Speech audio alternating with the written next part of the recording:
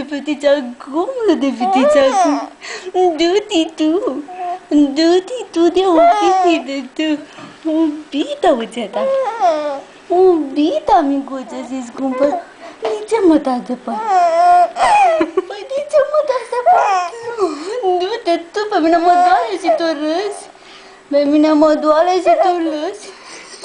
Și tu râzi. Pe mine mă doare, dar mă doare, dar nu mai pot tu. Dar nu mai pot să mă doare.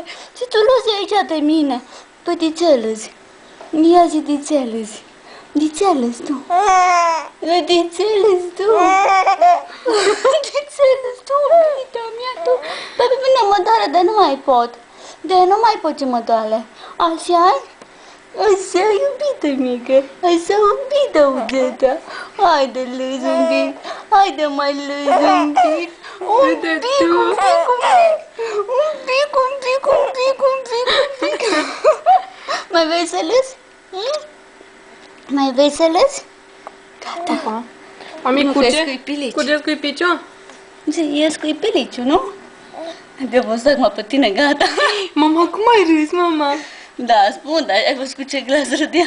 Cu voce râdea. Alexia, uite aici. Alexia, cine e acolo? Cine e acolo? Cine e acolo? Cine e acolo, Bita? Cine e, Obita? Cine e? Gata, nu mai are chef.